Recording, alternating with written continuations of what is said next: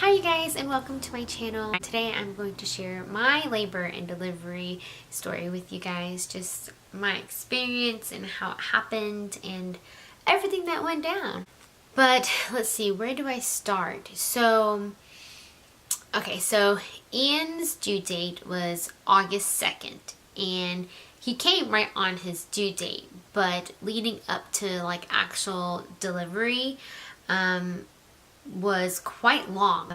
It was Wednesday in the middle of the night around 2 or 3 a.m. This is August 1st. Wednesday, August 1st, around 2 or 3 a.m. I remember waking up and feeling like something was just leaking. There was a little bit of blood and a little bit of my mucus plug that came out. I put a pad on and I went back to sleep. And I was like, we'll see if it gets any worse.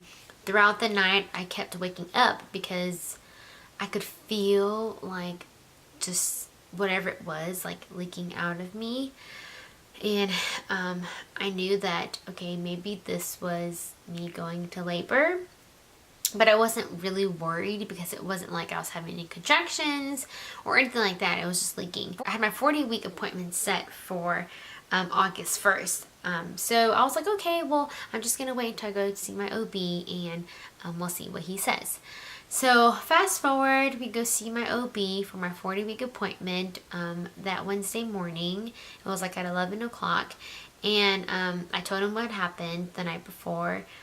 And he was like, okay. He was like, I don't really know what it is. I'm not sure if your water broke or maybe you had a tear in your amniotic sac. He was like, I don't know what it is, but because you're already 3 centimeters dilated and 80% effaced, I'm just going to go ahead and send you to the hospital and admit you in so they can keep an eye on you, because if there was an opening in the sac, that could risk, like bacteria getting up in there and affecting the baby. So my husband and I went to go get something to eat. We went and grabbed like Chick-fil-A for lunch, and then we went to the hospital. We were admitted in, and we were in a delivery room at around 1 p.m. I was still 3 centimeters dilated, 80% effaced. My water had not broken yet. Still no contraction. Around 5:30 p.m. the doctor came in and checked me again. And he was like, okay, he was like, you're about 4 centimeters, but you're not really progressing, so I'm gonna break your water. So they broke my water, and that was like, whoa. I was like, okay, like that's different. I had like a gush of like water just come out of me. I had no idea what that felt like. And sure enough, my contractions got a lot stronger, but they were still like very far apart in time. So it wasn't like I was getting contractions consistently, or maybe I was, but I just didn't feel it. It wasn't until around 9 o'clock when the nurses came in and checked me again, and I had very slow progression from when I was admitted to when pretty much until I gave birth, because I was in the hospital for 16 hours before I actually gave birth. It was around 9:30 p.m. and they induced me with some Pitocin, and I was only about 5 centimeters.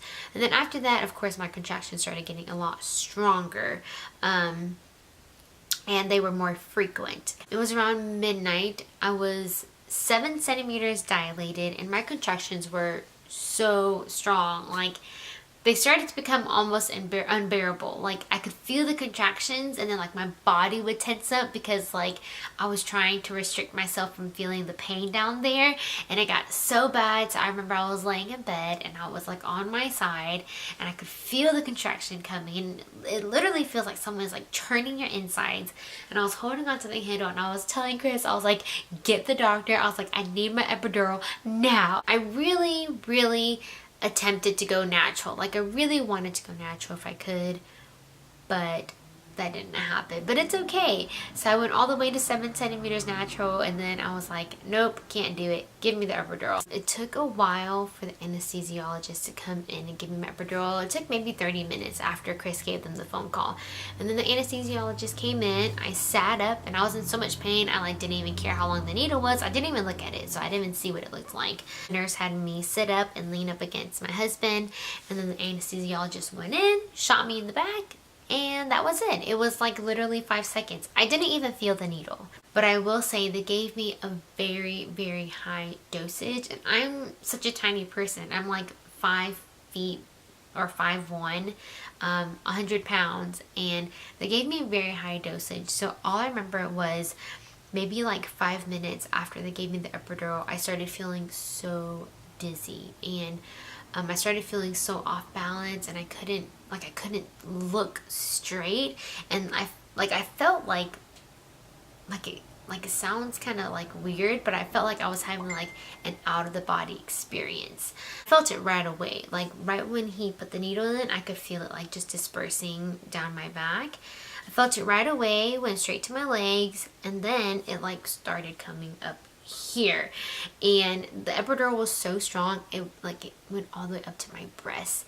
And I was telling my nurse, I was like, is it supposed to be this strong? And I was like, like feeling around. I was like, is it supposed to be this strong? Because like my breasts are like completely numb. She was like, typically no. Typically it's just like your abdomen and below. And I'm like, well, it's very strong.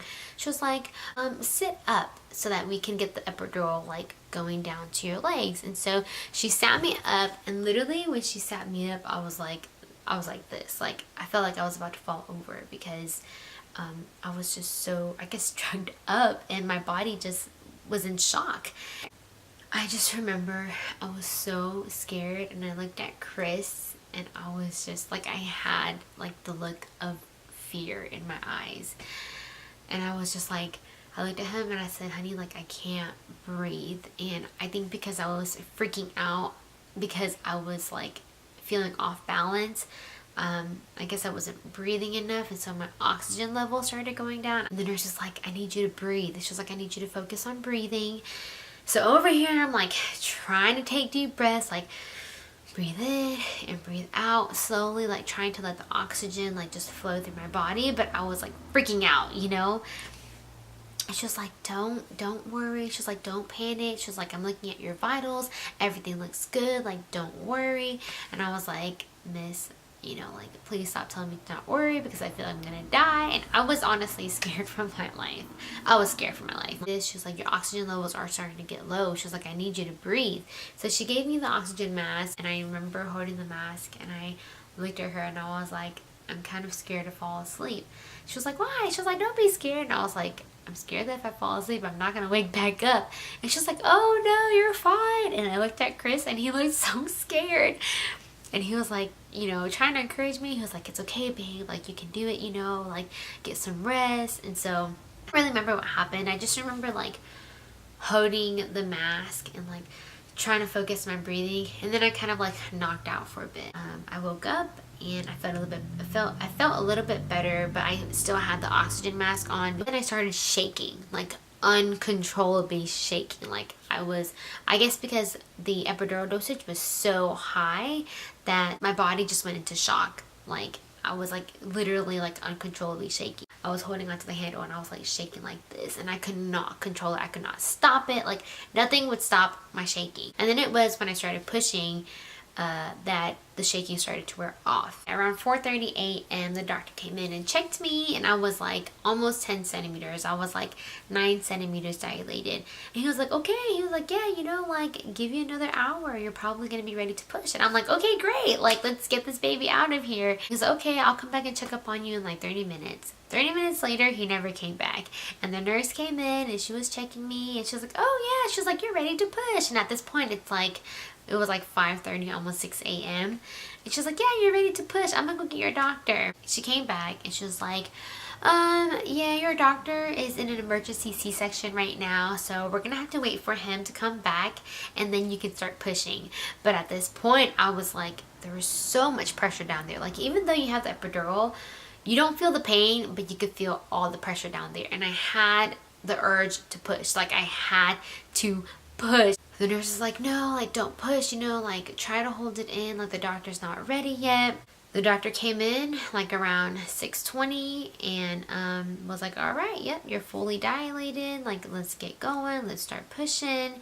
And so I only pushed for like 30-40 minutes, and then he just slipped right out. I am a little sad because when they took him out, they didn't lay him on me automatically. And Chris didn't get to cut his umbilical cord.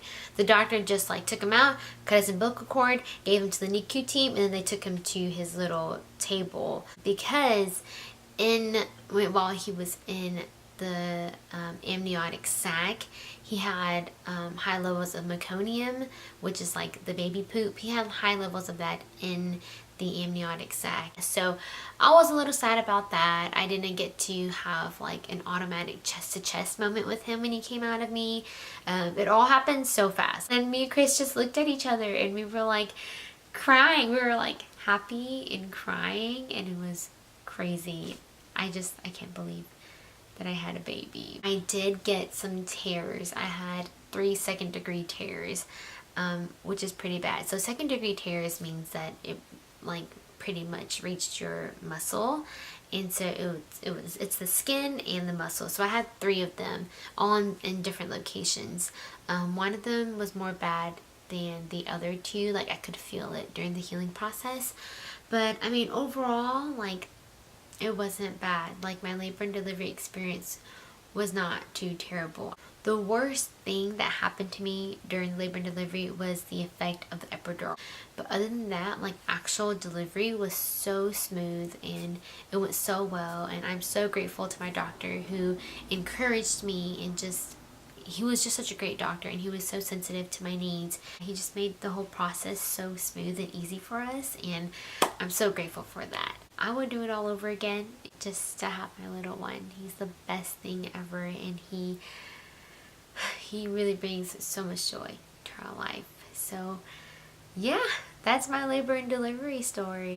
Thank you so much for watching my labor and delivery story. I hope that it encouraged those of you who are expecting, or just made you feel like you're not alone. Every labor and delivery story is different, so just go in with no expectations and be open-minded about just the situation that's about to happen, and just pray and trust God to protect you and watch over you during your labor and delivery. And yeah, just remember to breathe and stay calm, and everything will be okay.